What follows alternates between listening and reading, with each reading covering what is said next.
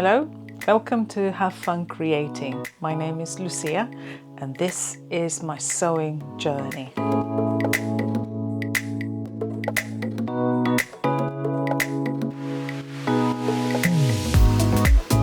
Welcome to my sewing marathon video. Yes, I have a lot of projects I want to do for my holiday in Italy. It's my summer holiday, which I'm going with my daughter and some of my very, very good friends. And yes, I'm in need, not in need. I would like to take some new clothes, some that are me-made clothes, especially a new swimming costume that I have planned to do, and some other dresses and shorts and trousers and tops. I only have 2 weeks. I also have to fit in my yoga practice because I'm starting to be a yoga teacher, the dog, the house, life in general, and my studies, and have to fit the sewing in between. So this is what I'm calling this, the sewing marathon, which I will do my best to film as I go. And yes, just follow along.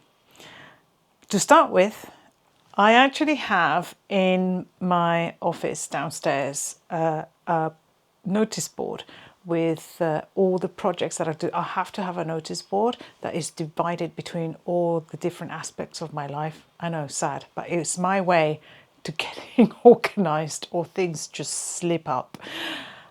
And in there, I'll try and put a picture here, but I have listed the 12 projects that I would like to take to Italy, that I would like to finish, so we'll be able to take to Italy.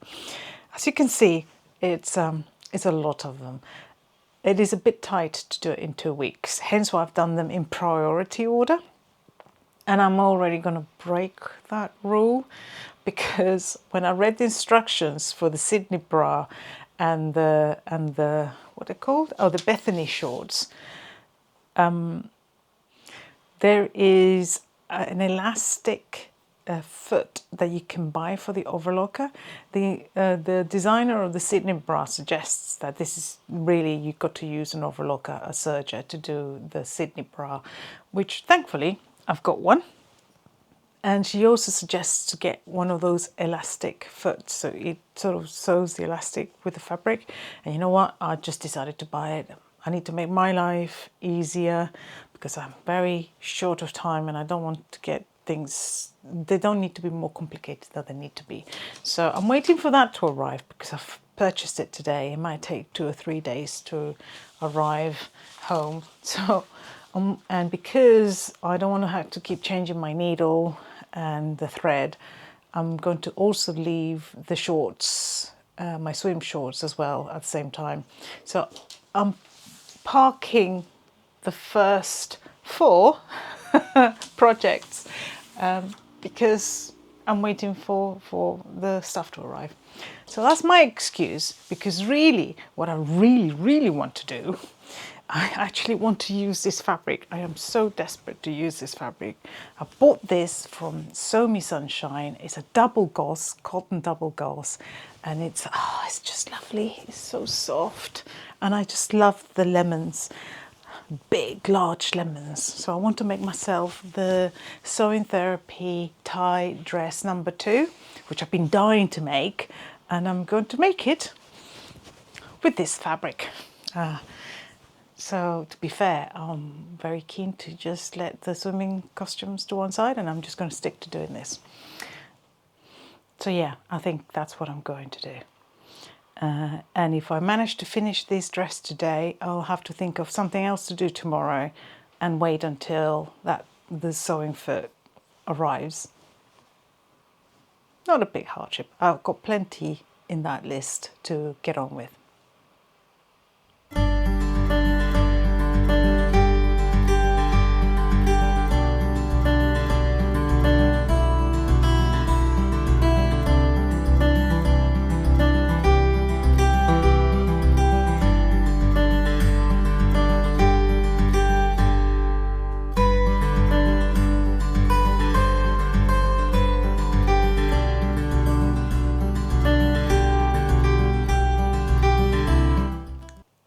already facing problem number one. The pattern asks to do like a lining for the bodice, but I don't want to. It is double gauze. It's already, it's like its own lining. It's nice and smooth on the inside. So I don't want to do a double layer. I am wearing this in Italy, where it's going to be like 35 plus heat. So the lighter, the better. So what I'm going to do, I'm going to try to make some facings for the neckline and where the buttons are going to go. So I'm literally going to have to make them up, because I am not doing the full bodice lining. So I'm already changing that. I have now quickly traced the pattern to make some facings.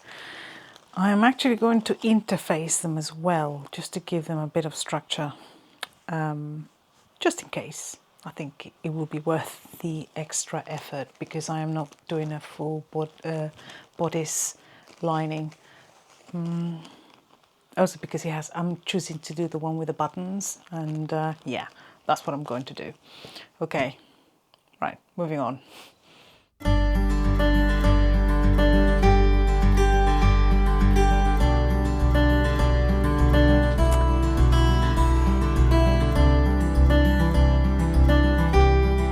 Well, I have cut most of the pieces of the dress. Part of me wants to do the ruffles for the short sleeve version. Another part of me wants to have sleeves, but I don't want the long sleeves that come with the pattern.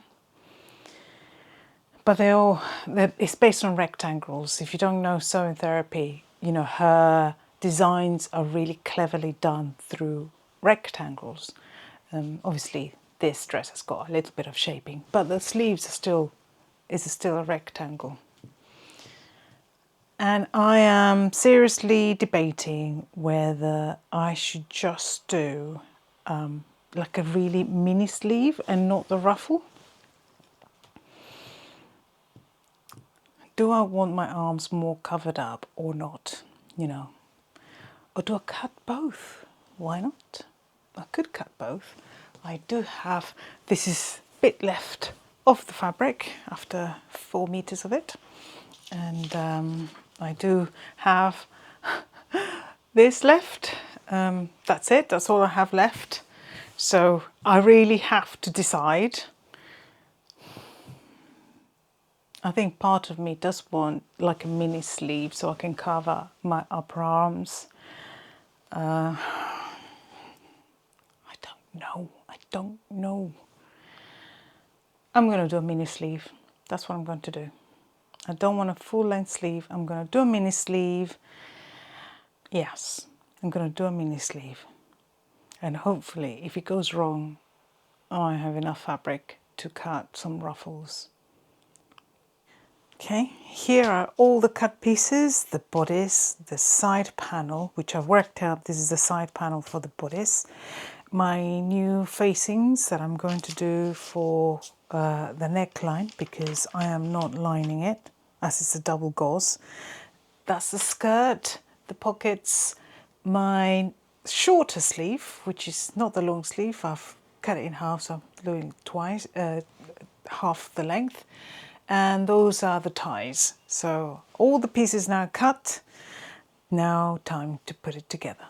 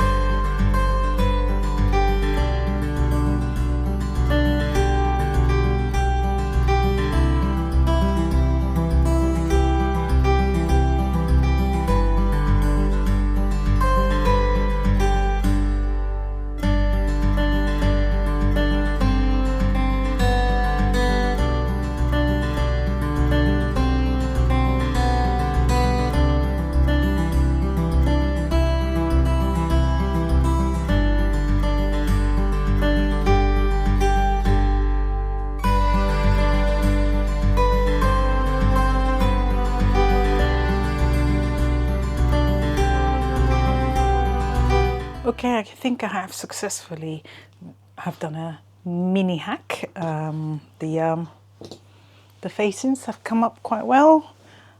Means I'm not double lining something that's already quite thick for what essentially is a summer dress. And I did sew this hand sewn these corners here just to keep it together so it stops flapping around, because I've done this before and I always regretted not sewing by the seams. It says 2.5 centimeters of overlaps. For now I'm just going to put some pins in to hold it in place, because it is time to do the ties, which I'm going to use a hack I saw with the overlocker. Might work, might not work, but it's always about trying something new. And then the side panels that go together, and then after doing all of that I will do the buttons. This is something that I wanted to try, okay? I saw this hack about how to do ties. I've done 3 so far, so this is my 4th one, and I'm hoping that this one is going to come out well. I mean, the other ones have come out okay, but it's not as easy as it says. But I've committed now, so I'm doing them this way. First of all, you are going to let in your serger, in your overlocker, this tail grow the full and a bit more length of your tie.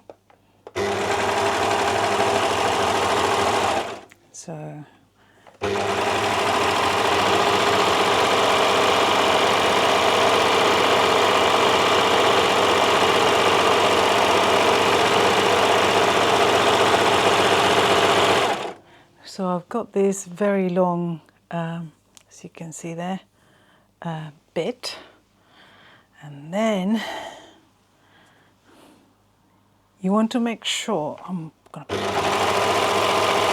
right, so it's longer than your tie, and you want to make sure that at the end there's some left. Then you put that in the middle, hopefully you can see that there, yeah. And then you fold your tie the way that you're going to do it, and then very carefully you're going to overlock the edge without catching that extra string that you've just done, and the string goes right through the middle of the tie, so very carefully. I mean, the reason I decided to do it this way is because it's double gauze, and if you do it the traditional way or the way the sewing therapy says, you're constantly ironing the double gauze, which is going to stretch it, and I don't want to stretch it unnecessarily.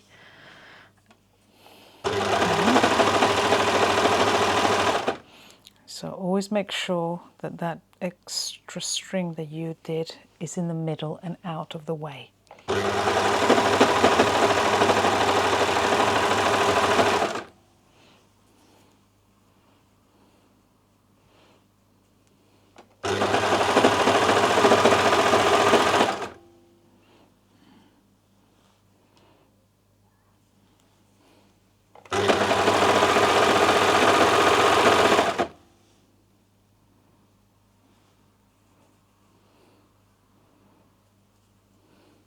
You can see there it's running through the middle, and I'm leaving that extra string on the side there.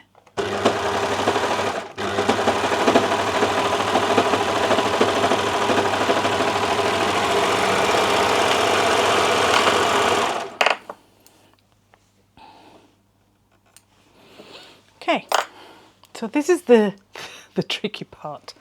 That string that comes through the middle, you pull it. So you pull it at one end, and as you can see, what it does is it wants to pull the tie part to the inside. Let me see if you can see it there. Obviously, you're going to have to help it a little bit, and this is what I'm thinking, it's not straightforward. So you help it a little bit. Be careful not to snap the overlocker string. That's something that I nearly did. Well, I did, but thankfully it had come out at the other end. So yes, it is a bit fiddly.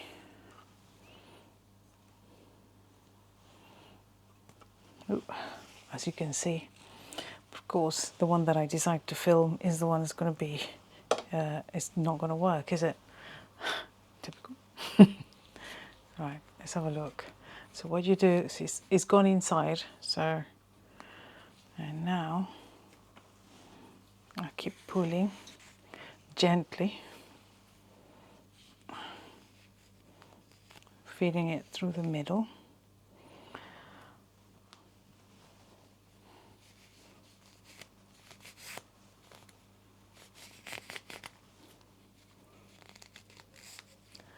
And there comes out the other end. And there it is. Well, it has taken me a while to sort out the ties. Will I do them again this way? I don't know. Maybe I just need more practice. But they're done. They look really good. I have attached the side panels to the main bodice, and I'm going to now do the actual buttonholes and add the buttons before tackling the skirt and the pockets and all the hems.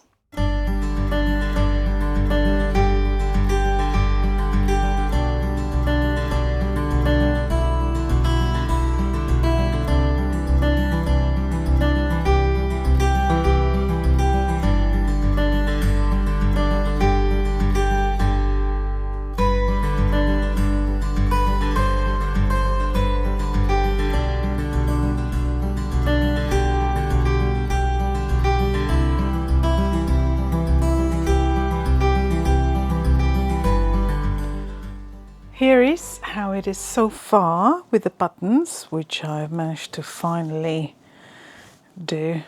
I have to confess, I always get lost between which side the buttons have to be, and now I've come with a perfect solution for myself. If I just go like this, and this is the B, so this is the side where the buttons have to be. For a woman anyway, or for, you know, the old traditional way. So now I'm sticking to that, and forever I'll know that this is the side where the buttons have to be. So that aside, that's all together. I have actually tried it on, and I'm not going to do the sleeves. I'm going to keep it as per short sleeve because they do come to about there. So I think it will look okay. What I am going to do is I'm going to cut the ruffles because I didn't cut the extra pattern piece to make the ruffles on the edge. So I am now going to do that, and I am going to create ruffles to add on the short sleeve version, which I think it will look quite nice. So I shall do that. And then I can finally move on to the skirt.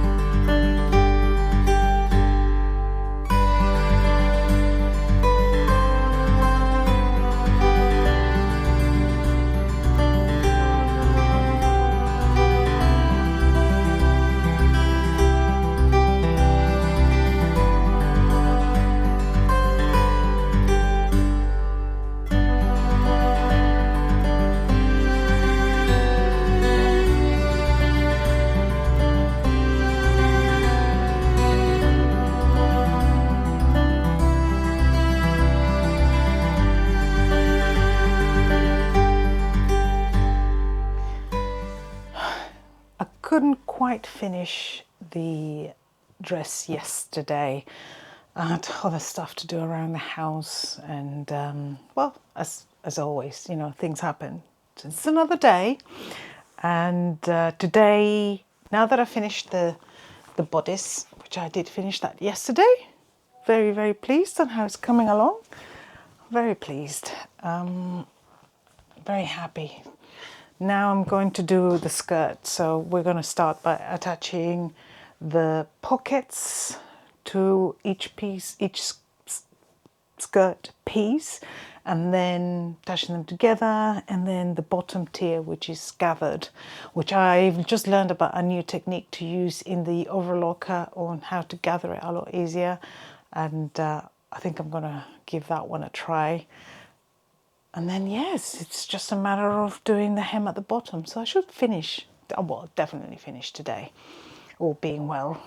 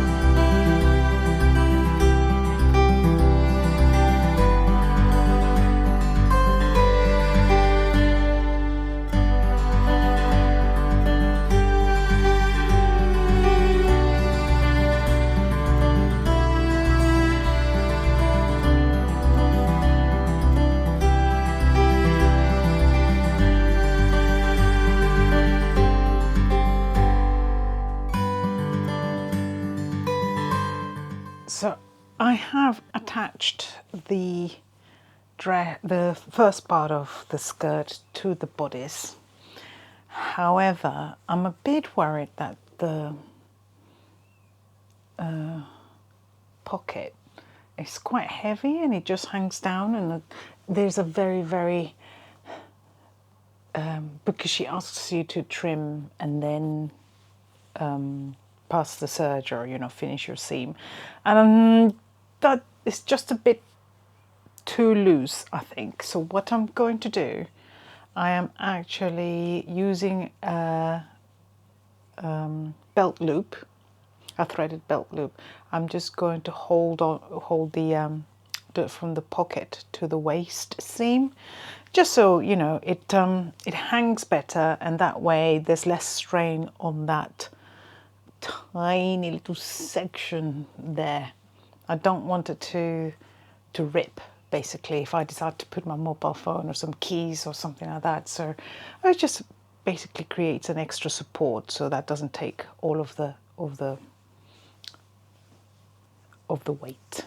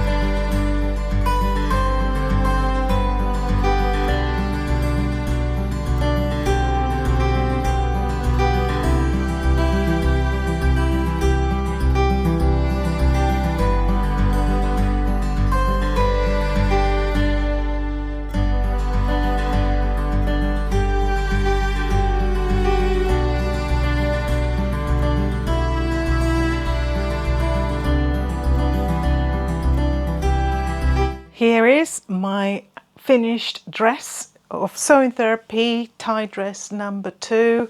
I'm glad I didn't do the extension that I was going to do. I was going to half the long sleeve and add more sleeve.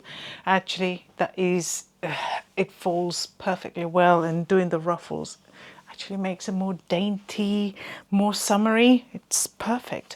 I did decide to do the buttons, but to be honest, you don't have to do the buttons. You could just, if you wanted to, just do a V-shaped front, and because it goes through your head fairly easy. But you know, it's a tiny detail.